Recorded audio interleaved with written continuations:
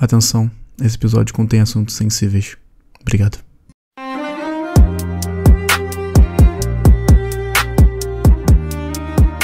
E aí, família, tudo bem? Fazia um tempinho aí que eu não tava de volta, né? Fazia um tempinho que eu não produzia ou tentava falar alguma coisa no microfone, gravando aqui pra vocês. E depois de quase 2 anos eu tô de volta. Tô de volta pra produzir um conteúdo talvez interessante, um conteúdo que vai me ajudar e vai ajudar, sei lá, a quem quiser escutar alguma coisa antes pro trabalho. Ou antes, sei lá, tá em casa tranquilo quer escutar o Nicolas falar alguma besteira. Então, tamo aí. Vou botar até um temporizador aqui pra eu não perder o rumo. Afinal, é um podcast que eu tô querendo retornar, que eu espero mesmo não precisar fazer novamente podcast de 40 minutos, né? Eu quero fazer podcast um pouquinho mais curto, de 10 a 20 minutos. E hoje, o episódio eu vou falar sobre Chris Benoit.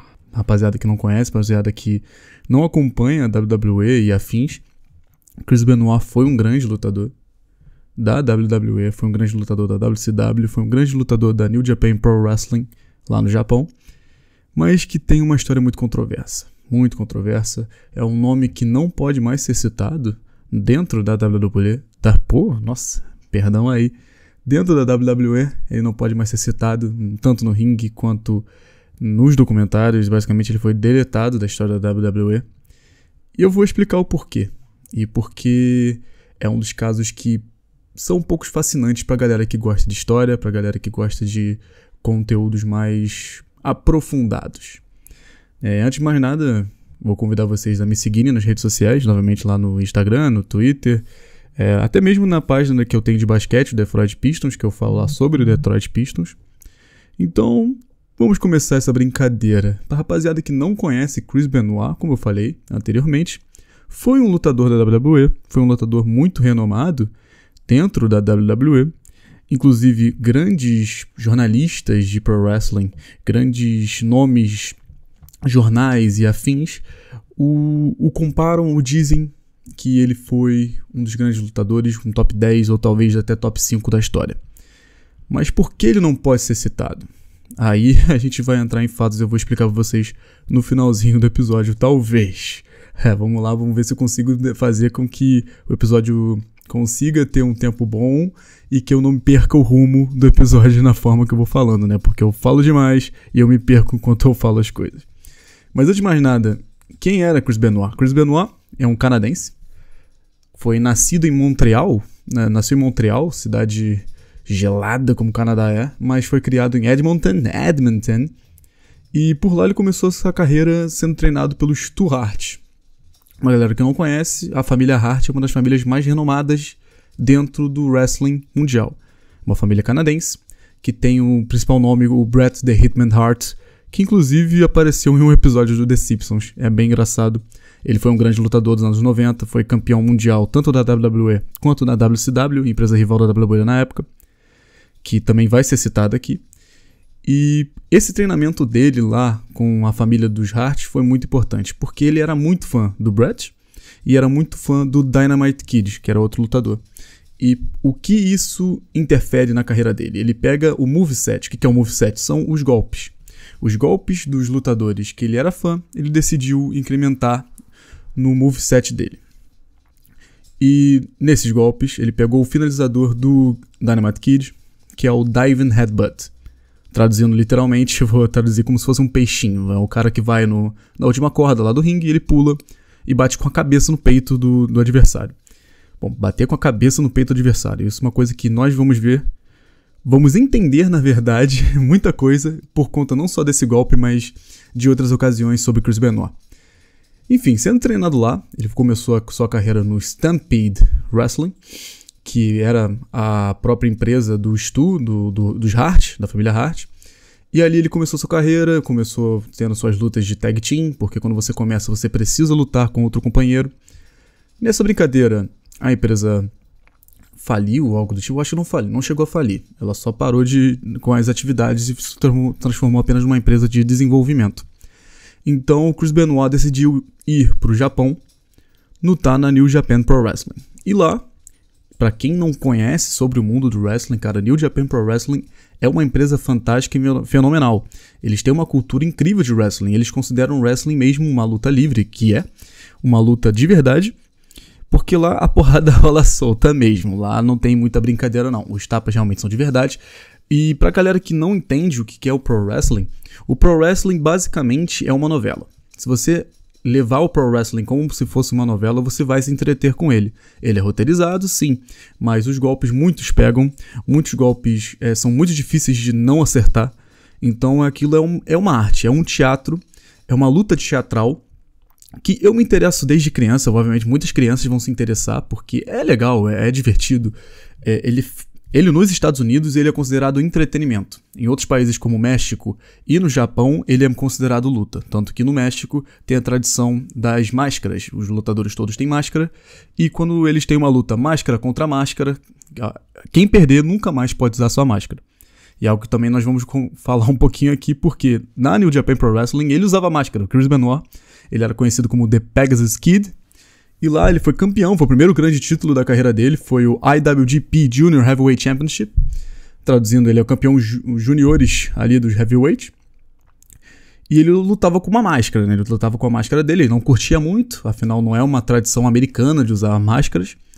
Mas ele foi lutar no México contra o lendário Jushin Thunder Liger, um wrestling lendário no Japão, na WCW, é um japonês incrível.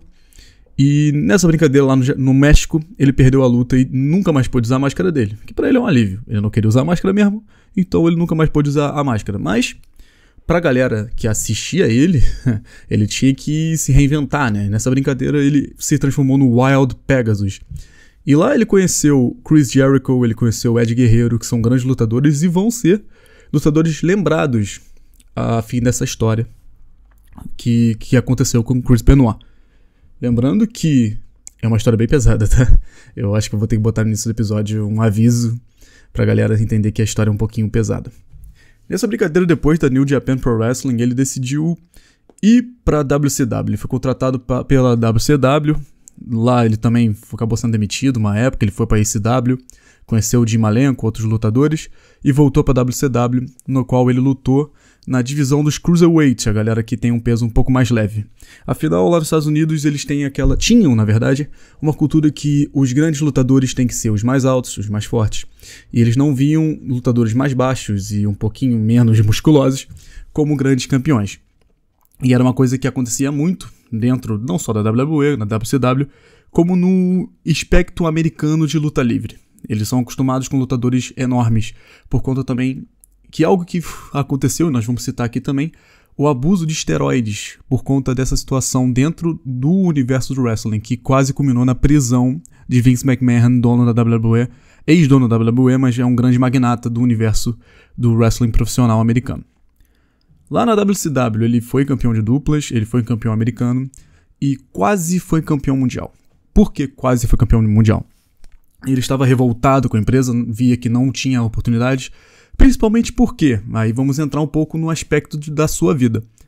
Na WCW ele conheceu a Nancy Benoit, que virou Nancy Benoit, que era mulher de Kevin Sullivan, um cara que ele era escritor da WCW e também era lutador. Bom, Chris deu uma talaricada ali no amigo e foi lá e decidiu dar em cima da mulher do cara e ela foi. Se apaixonaram e ficaram juntos. Terminaram, teve aquela situação toda ali de problemas internos relacionados ao roteiro. Afinal, o Chris também não é santo, ele basicamente escreveu um roteiro para conseguir ficar mais perto da Nancy, dentro do ringue ali, e nessa brincadeira ele aproveitou para ter essa relação com a Nancy e eles se apaixonaram e ficaram juntos. Inclusive, logo no início do relacionamento ali já querendo morar junto, e a Nancy meio que saiu da carreira dela de treinadora de wrestling pra ficar em casa ser a mulher do Chris Benoit. Era apaixonada por ele, os dois eram apaixonados e tiveram um filho chamado Daniel. E nessa brincadeira ela também basicamente adotou o David, que é o filho do primeiro casamento do Chris Benoit, e ficaram juntos. Casaram logo depois e meses depois tinham um relacionamento a princípio bonito, era o que os amigos diziam. Lembrando que o Chris tinha muitos amigos dentro do Professional Wrestling, inclusive o Ed Guerreiro, que era seu melhor amigo, que ele conheceu na New Japan Pro Wrestling. E um fato curioso, eles viraram melhores amigos porque o Chris Benoit deu um chute na cara do Ed Guerreiro e o Ed Guerreiro simplesmente apagou. E nessa brincadeira aí, os caras viraram melhores amigos, e inclusive com suas esposas saindo juntos e tudo mais. E no período que o Ed Guerreiro também ficou mal, sob o grande abuso dele de esteroides, energéticos e álcool, o Chris foi um cara que ajudou bastante ele para retornar a sua carreira, para retornar à WWE. Enfim, isso pode ser um outro episódio sobre a vida do Ed Guerreiro, que é um dos caras muito grandes e muito influentes na WWE. E se você escuta o Bad Bunny, cara, saiba que o Bad Bunny é muito fã do Ed Guerreiro. O Bad Bunny, inclusive, lutou no ringue da WWE com influência de golpes do Ed Guerreiro. O Ed Guerreiro é muito forte na cultura latina, na latino-americana, principalmente no México e lá pro Porto Rico. Sobre essa questão do Ed Guerreiro, Chris Benoit, os dois, junto com outros dois, o Jim Malenko e Perry Saturn, foram para a WWE por conta desse processo aí que eles não estavam sentindo satisfeitos dentro da WCW, eles queriam sair da WCW e foram para a WWE, que lá eles viram que poderiam ser talvez mais respeitados e a sua luta um pouquinho melhor, eles poderiam ter mais chance de títulos. E foi o que por acaso aconteceu, demorou um pouco, mas aconteceu. O Ed Guerreiro foi sendo campeão mundial, foi campeão americano várias vezes, foi campeão mundial em cima de Brock Lesnar, pra galera que conhece. Brock Lesnar foi campeão tanto da WWE quanto da UFC, foi campeão pesos pesados da UFC, e o Brock Lesnar perdeu pro Ed Guerreiro. E, cara, o Chris Benoit teve um ano de 2004 fantástico. O ano de 2004 foi o melhor ano da carreira de Chris Benoit. O Chris Benoit foi campeão, venceu o Royal Rumble. Pra galera que não sabe o que é o Royal Rumble, é um tipo de luta dentro da WWE que são 30 lutadores ao mesmo tempo no ringue. Basicamente, entram 2 primeiro, e aí a cada 30 segundos vai aparecendo um lutador até chegar no número 30, e aí eles decidem quem vence a luta no geral. E quem vencer vai pra WrestleMania pra tentar conquistar um título mundial. E foi o que aconteceu. O Chris Benoit entrou como o número 1, que é muito difícil de ganhar a luta sendo o número 1. Apenas na época o Shawn Michaels conseguiu, e agora agora que eu digo, em 2020, se não me engano, o Edge, o Adam Copeland, que agora tá na AEW, venceu a luta também como número 1. Isso quer dizer, só 3 na história de uma luta que acontece anualmente desde 1988, só 3 conseguiram vencer na posição número 1. E um deles não é citado, que é o Chris Benoit. Ele não é citado, mas venceu. 2004 venceu, eliminando por último o Big Show, um cara que simplesmente deve ter uns 2,20 m e quase uns 200 kg de peso. O cara era bem absurdo e ele conseguiu eliminar o cara sendo quase 2 vezes menor, mas com uma força extraordinária. O Chris Benoit era fantástico no ringue. O Chris Benoit ele tinha uma técnica muito grande de wrestling. Ele tinha muito... Como eu posso dizer, cara? O estilo dele dentro do ringue era fantástico, basicamente. Você conseguia se entreter mesmo sendo um estilo de luta que pra muitos não é agradável. Não era um estilo muito combatente, mas era um estilo muito agressivo. Ele tinha os grapplings muito agressivos, ele fazia o diving headbutt de forma muito agressiva e, inclusive, teve o apelido dele no início da carreira, que era o The Crippling Canadian, porque ele era considerado meio doidinho, e é uma coisa que a gente pode ressaltar aqui. O Chris Benoit, ele era muito bruto nas lutas. E foi aí que ele se popularizou para muito fã de hardcore, porque existe os fãs de hardcore, seja de rock e de afins, mas existe os fãs de hardcore do wrestling, a galera que gosta mesmo de porrada seca dentro do wrestling, e vai ver o New Japan Pro Wrestling e assistia bastante a ECW, que é Extreme Championship Wrestling, que eu particularmente gostava bastante. Nesse ano de 2004, cara, ele venceu o Royal Rumble e foi pro main event da WrestleMania. Foi seu evento principal na WrestleMania. Ele lutou simplesmente contra o Triple H, que hoje é o dono da WWE, praticamente é o cara que comanda tudo da WWE. Venceu o Shawn Michaels, que era uma lenda da WWE, que hoje também é o cara que ajuda lá nos roteiros do NXT, que é a brand de desenvolvimento da WWE. Brand seria a marca de desenvolvimento, né? Eles pegam os lutadores mais novos e colocam lá na NXT, no NXT. E ele venceu, ele conseguiu vencer na luta principal. Foi a primeira luta principal da história da WrestleMania a ser vencida por submissão. Ele venceu por submissão o Triple H.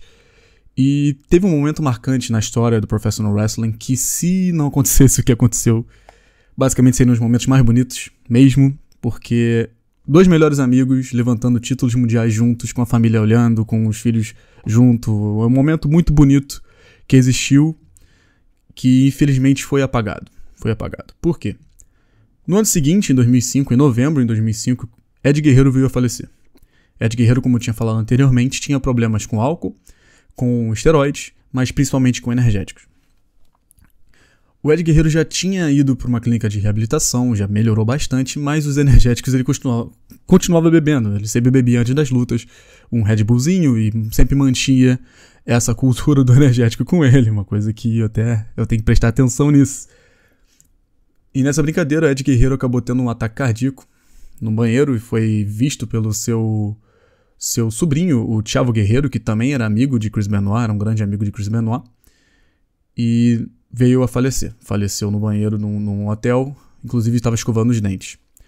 Ele veio a falecer por um problema que ele não sabia, um problema cardíaco que ele desenvolveu e não correu atrás, por também não querer sair da empresa da WWE, basicamente estava correndo contra as políticas lá de safety, tá ligado? Não sei como falar isso em português, que é inacreditável, cara. Inacreditável, mas enfim. Ele tava correndo contra as políticas lá de doping e afins, então ele não queria parar de lutar e acabou vindo a falecer. Essa morte mudou totalmente o rumo da vida do Chris Benoit. E aí nós vamos explicar algumas coisas técnicas que talvez possam implicar o que aconteceu, que na verdade implicaram ao que aconteceu. Chris Benoit desenvolveu depressão severa. Chris Benoit foi o que mais sofreu com o fatídico dia do falecimento do seu melhor amigo, Ed Guerreiro. Ed Guerreiro faleceu, teve um show, inclusive um episódio do Monday Night Raw, que é o episódio semanal de segunda da WWE que passa na televisão nacional, e dá pra ver claramente que ele se perdeu. Ele perdeu o caminho. Começou a usar muito mais esteroides que o normal, começou a beber, voltar a beber mais forte, e nessa brincadeira ele começou a se perder. Se perder totalmente, de cabeça, físico, tudo. Continuava lutando, ele continuou sendo campeão da WWE, foi campeão americano da WWE, e inclusive ele ia vencer o título da ECW, que foi comprada na época pela WWE, o título estava com CM Punk, e o que aconteceu nesse dia foi emblemático para a empresa. A WWE soube pela polícia, que Chris Benoit tinha falecido, e sua mulher Nancy e seu filho Daniel também tinham falecido. Eles não sabiam o motivo. Então, ao invés de exibir o programa semanal do Raw, decidiram mostrar os melhores momentos da vida de Chris Benoit. Com muitos lutadores falando sobre Chris Benoit, falando que gostavam muito dele, que era um dos melhores de todos os tempos, até descobriram o que de fato aconteceu. E aí entra o lado um pouquinho mais polêmico do episódio. Chris Benoit, em uma crise de raiva, não sabemos o que aconteceu, Chris Benoit assassinou sua mulher e seu filho, de apenas 7 anos de idade, e depois tirou sua própria vida, se enforcando no seu equipamento de academia que ficava na garagem. Foi um episódio polêmico, muito polêmico, afinal, o que aconteceu, inclusive a sua morte, atrapalhou o rendimento da WWE na época, porque Vince McMahon não ia mais aparecer na TV, e apareceu para falar sobre a morte do Chris Benoit. E na semana seguinte veio o decreto que nunca mais iriam citar o nome de Chris Benoit, nem os títulos, nem nada, porque descobriram o que de fato aconteceu. O que veio acontecer foram vários estudos. Muita gente, obviamente, ficou decepcionada, muita gente tirou a amizade completa, muitos não foram pro funeral do Chris Benoit, apenas um sendo o Jim Ross, que era o narrador da época, que não foi aceito também no funeral, obviamente pela família da Nancy, óbvio, né, porque era WWE, como se fossem os inimigos ali, porque basicamente Chris Benoit perdeu a cabeça total. E falam, foi por conta da morte do Ed Guerreiro? Não só pela morte do Ed Guerreiro, não foi só a questão da depressão dele. Chris Benoit, por anos e anos de luta, tomava pancadas na cabeça. O seu golpe era um golpe, como eu falei, um peixinho na cabeça, de cabeça no peito do adversário. Anos e anos fazendo o mesmo golpe, anos e anos tomando pancadas na cabeça, anos e anos tomando muitos esteroides, com abuso de esteroides. Inclusive, semana anterior do fatídico dia, a Nancy mandou mensagens de texto para ele sobre essas questões dos esteroides, falando que ele estava abusando e que a política da empresa era uma farsa. Afinal, porque ele não poderia lutar se ele estivesse naquele estado. Para quem não sabe, os esteroides obviamente causam anomalias aí nas emoções das pessoas. E obviamente o cara, ele era cheio de esteroides, o cara era extremamente forte e o cara não tinha cabeça. O cérebro dele estava com muitos problemas, muitas anomalias, e que transformaram num homem de, 40 anos, 38 anos, uma criança de 10 anos. E em estudos sobre o cérebro, sobre as pancadas na cabeça, sobre as concussões, as diversas concussões que ele teve na vida, mostram que, anteriormente, no caso do Chris Benoit, dos 5 que tiveram caso de problema no cérebro, 4 morreram. Os 4 se mataram. Foi um problema muito sério. É um problema muito sério sobre a questão das concussões na cabeça. As pessoas perdem a noção. As pessoas não têm discernimento das coisas. Pode desenvolver depressão, pode desenvolver agressividade, simplesmente pelo excesso de pancadas na cabeça, que criam essas anomalias no cérebro. E basicamente foi o que aconteceu. Não é, obviamente, o acúmulo geral da morte do Ed Guerreiro, o acúmulo geral das pancadas na cabeça, a questão dele não ter controle emocional depois da morte do seu melhor amigo. Ele descobriu novamente depois que ele tinha um diário que ele escrevia diversas cartas pro Ed, inclusive semanas antes falando que iria encontrar com ele. Agora, se o cara quer tirar sua própria vida, tudo bem. É o direito dele, cada um com seu cada um. Mas tirar a vida da sua mulher e do seu filho é bem injusto. E foi esse um dos motivos, inclusive, que a mulher de Ed Guerreiro não consegue perdoá-lo. Não consegue perdoá-lo. O filho de Ed, o David, que está vivo, ainda via o pai como ídolo. E ainda vê o pai como grande lutador. Ele entende a situação, o problema que aconteceu com o pai dele e acaba o perdoando. O que também é complicado. Afinal, é o pai dele. Ele viu o pai dele como ídolo, como um herói. Como um herói. É isso, posso fazer meio que uma relativação aí. Relativizando. Não sei se essa palavra tá certa, mas enfim, se estiver errado, vocês me consertem. Do Oruan com o pai dele, né? O pai dele que é um cara chefe do Comando Vermelho, mas o cara tem orgulho do pai. É meio uma comparação entre o Oruan com o pai dele e o David com o pai dele, com o Chris Benoit. E nessa brincadeira, obviamente, para pesquisar, para fazer esse episódio, eu fui ver documentários, fui ver artigos e afins, relembrar de algumas coisas, porque eu já sabia bastante sobre esse caso. Porque eu via muito essas lutas antigas e via o Chris Benoit realmente como um grande lutador. Ele era basicamente comparando com o goleiro Bruno. O goleiro Bruno era um grande goleiro até ele fazer a merda que ele fez. A única diferença é que o Chris Benoit era um dos grandes. Ele era cotado para ser um dos melhores de todos os tempos, de Hall da Fama da WWE. E o que ele fez, obviamente, foi extremamente pesado. E a atitude da WWE, na minha opinião, é honrável de deletar uma pessoa da sua história. É muito fácil você deixar um nome lá, tentar separar a arte do artista. É muito complicado. É um assunto bem polêmico. Mas a forma como a WWE tratou o caso mostrou respeito à família da mulher, o respeito à família do garoto que tinha apenas 7 anos de idade. E deletaram totalmente o nome e qualquer citação a Chris Benoit. Inclusive, toda vez que vão citar os campeões da Royal Rumble, nunca citam ele. Quando vão citar os vencedores do título no evento principal da WWE, não citam o nome dele. Não citam nada sobre Chris Benoit. E é uma forma correta de se tratar. Você deletar e você não falar mais faz com que pessoas que tenham esse mesmo pensamento não apareçam. Você dá voz ao palhaço, aparecem outros palhaços, basicamente. Mas é um caso muito mais profundo. Principalmente por conta dessa questão cerebral, né? Dessas pancadas na cabeça, que veio um grande estudo sobre esteroides, ou mais um grande estudo sobre as pancadas, que fez com que a WWE proibisse as pancadas de cadeira na cabeça. Que todo mundo, você pegar uma luta da WWE antes de 2007, que foi o ano que o Chris Benoit morreu, tinha muitas lutas que o cara pegava uma cadeira de aço, lá de metal, e batia na cabeça do adversário. Era comum, era algo considerado hardcore, extremo. E hoje é proibido. É proibido, principalmente porque sabem do efeito que pode fazer a uma pessoa. As CTAs, CTE, que é o nome em inglês, basicamente são diversas concussões na cabeça que podem causar anomalias sérias e fazer com que você fique demente.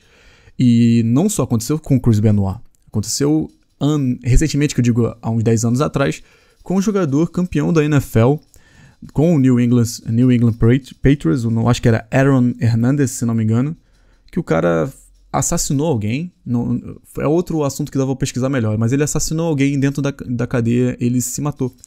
E foram, obviamente, pesquisar a cabeça dele, foram estudar o cérebro dele, viram que ele também tinha diversas anomalias no cérebro, que fizeram estar emocionalmente instável e em estado de depressão. E é o problema com esses esportes de contato, com esses esportes que você tem o problema de ter diversas concussões. Principalmente porque o Chris Benoit, no caso, foi como eu citei, foram anos batendo a cabeça em peito dos outros, cara. Foram anos tomando porrada na cabeça, foram anos tomando esteroides de forma completamente abusiva. O que ajudou hoje a diminuir bastante o uso de esteroides dentro do professional wrestling.